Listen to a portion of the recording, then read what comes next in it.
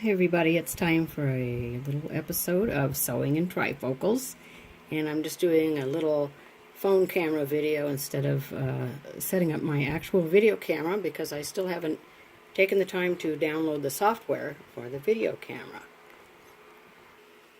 So here you can see a little contraption that I've not shown on any of my videos before. This is a walking foot, and this is, what's it called, an even feed. This is the brand Husky Star. I actually bought this in 2002 when I was taking a little quilting class at a Joann. And recently, while moving out of my house and packing up everything, I found the quilt that I almost finished in a bag with all the notions that I need and everything. And so I decided to see if this little walking foot would fit on this Singer sewing machine that I'm now using. And lo and behold, it does. And it's kind of interesting to see how it works. It's noisy, but I thought I'd just show it to you. First of all, I'll move this around so you can see. There is, if I can show it here, there's a little white bar. There it is. And let me get a pencil.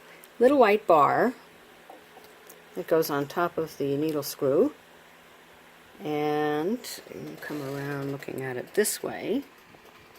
You can see this thing in action. There's a lot of, there are a lot of gears or something right in here that make this whole thing work, and it's kind of interesting to watch. I actually have knit fabric here, and I've seen some blogs or vlogs that say this is helpful if your knit fabric is a little fussy because it will feed the two layers evenly, because there are actually, if I can lift this up, pull this out for a second. There are little teeth down here, which you can kind of see. If I zoom in, there we go. See the teeth? So we have teeth on the top and the feed dogs, and this should be helpful in some difficult sewing tasks, so I plan not to ever throw out this walking foot.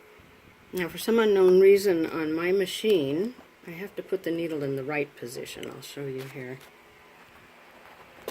This little machine has right and regular. When you move it to the regular position, it's not in the center, so it wouldn't work very well. It's easier to manage if you put it in the right position. And this is the first time I've used this foot since about 2002, by the way. So anyway, we put the pressure foot down and just start going, and you can see how this works.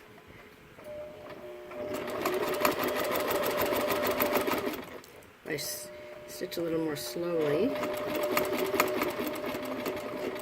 can see there's a lot of motion going on, and it all works very well. I even tried a little free motion quilting here, although I'm going to get a different kind of foot for that. You can also do a zigzag, not super wide because it will clobberize the it'll hit on the left side of the foot if you're not careful. Like, that's pretty close. But anyway, you can do a zigzag if you want. You can also set your stitch length to 2, and you can do the 3-step zigzag. So this really is very good for sewing knits as well as quilts. And I've only made one quilt, but I guess this is just helpful because quilts are kind of thick. They've got batting and everything. So this just makes sure everything moves through at an even speed and you don't get a lumpy mess. So here we have the 3-step zigzag. And then we can go back and move it to the right position, and it seems like 3.5 is a good stitch length. Like that. So you can't really see what you're doing, but you get the idea, and I'm so happy it's still working. And after this, I'm going to be doing an art quilt. My sister and I exchanged these patterns. We went to a quilt show together, and she was horribly frustrated, so she gave me all her fabric and her pattern, so I'm going to make hers first, and this will be quite a long project, but it looks like a lot of fun.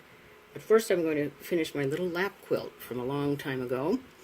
It has chili peppers in the pattern, and I will show me finishing it up. So anyway, happy sewing, everybody. I've missed you. I've missed making these videos.